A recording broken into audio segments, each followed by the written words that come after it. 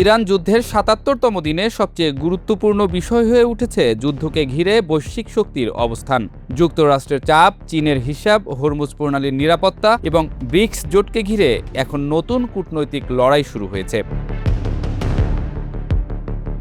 Hormuz প্রণালী মানচিত্রে ছোট একটি জলপথ, কিন্তু বাস্তবে এটি বিশ্ব অর্থনীতির সবচেয়ে বিপজ্জনক চেকপয়েন্টগুলোর একটি।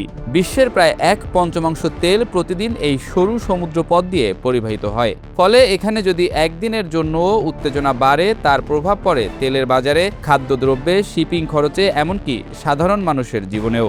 আর এখন সেই হরমুজকে ঘিরেই নতুন মাত্রা পাচ্ছে ইরান যুদ্ধ। ইরান যুদ্ধ এমন এক জায়গায় পৌঁছেছে যেখানে এটি আর কেবল মধ্যপ্রাচ্যের একটি সংঘাত নয়, এটি ধীরে ধীরে যুক্তরাষ্ট্র, চীন, ব্রিক্স এবং বৈশ্বিক অর্থনৈতিক শক্তির পরীক্ষায় পরিণত হচ্ছে। যুদ্ধক্ষেত্র হয়তো মধ্যপ্রাচ্যে, কিন্তু এর রাজনৈতিক কম্পন ছড়িয়ে পড়ছে ওয়াশিংটন, বেইজিং, মস্কো এবং দিল্লি পর্যন্ত।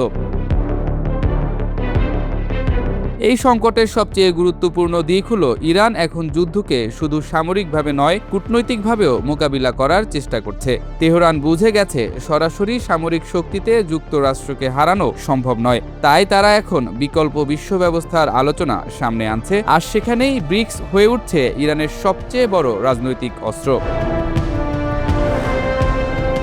ইরান চাইছে বিশ্বকে বোঝাতে এটি শুধু একটি আঞ্চলিক যুদ্ধ নয়, বরং পশ্চিমা আধিপত্যের বিরুদ্ধে উদীয়মান শক্তিগুলোর লড়াই। ব্রিক্সকে সামনে এনে তেহরান এমন একটি বার্তা দিতে চাইছে যে বিশ্ব আর পুরোপুরি ওয়াশিংটনের নিয়ন্ত্রণে নেই। বিশেষ করে রাশিয়া ও চীনের সঙ্গে সম্পর্ক ব্যবহার করে ইরান আন্তর্জাতিক বিচ্ছিন্নতা ভাঙার চেষ্টা করছে। তবে সবচেয়ে হিসেবি অবস্থানে আছে চীন।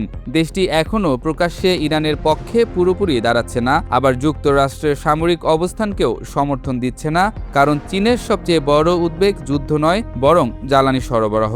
মধ্যপ্রাচ্যের তেলের ওপর চীনের অর্থনীতি ব্যাপকভাবে নির্ভরশীল। হরমুজ অচল হয়ে গেলে চীনের শিল্প, উৎপাদন ও রপ্তানি বড় ধাক্কা খাবে। এই কারণেই ট্রাম্প ও শি জিনপিংয়ের সাম্প্রতিক বৈঠকে হরমুজ প্রণালী বিশেষ গুরুত্ব পেয়েছে। বাইরে থেকে এটি কূটনৈতিক আলোচনা মনে হলেও বাস্তবে এটি ছিল বৈশ্বিক অর্থনীতি বাঁচিয়ে রাখার হিসেব। কারণ ওয়াশিংটন ও বেইজিং দুপক্ষই জানে, হরমুজের বড় সংকট তৈরি হলে শুধু ইরান নয়, পুরো বিশ্বের অর্থনীতি অস্থিতিশীল হয়ে পড়বে। কিন্তু এই সহযোগিতার আড়ালেও রয়েছে কঠিন বাস্তবতা। যুক্তরাষ্ট্র ও চীনের প্রতিদ্বন্দ্বিতা কমেনি, বরং একই সময়ে তাইওয়ান, দক্ষিণ চীন সাগর, প্রযুক্তিযুদ্ধ এবং সেমিকন্ডাক্টর প্রতিযোগিতা দুই দেশের সম্পর্ককে আরও জটিল করে তুলছে। ফলে ইরান ইস্যুতে সীমিত সহযোগিতা থাকলেও বৃহত্তর কৌশলগত লড়াই আগের মতোই তীব্র। ট্রাম্পের বর্তমান কৌশলও অনেকটা আলাদা।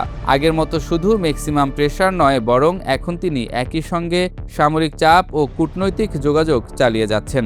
একদিকে ইরানকে চাপে রাখা, অন্যদিকে বিশ্ববাজারকে আশ্বস্ত করা যে পরিস্থিতি পুরোপুরি নিয়ন্ত্রণের বাইরে যায়নি। কারণ ট্রাম্প খুব ভালোভাবেই জানেন, মধ্যপ্রাচ্যে বড় যুদ্ধ শুরু হলে তার প্রভাব সরাসরি মার্কিন অর্থনীতি ও নির্বাচনী রাজনীতিতেও পড়বে। অন্যদিকে ইরানও বুঝে গেছে যুদ্ধ শুধু মিসাইল দিয়ে জেতা যায় না, বৈশ্বিক জনমত এখন বড় অস্ত্র। তাই তারা ব্রিক্স, গ্লোবাল সাউথ এবং পশ্চিমা বিরোধী আবেগকে ব্যবহার করে নিজেদের অবস্থান শক্ত করার চেষ্টা করছে।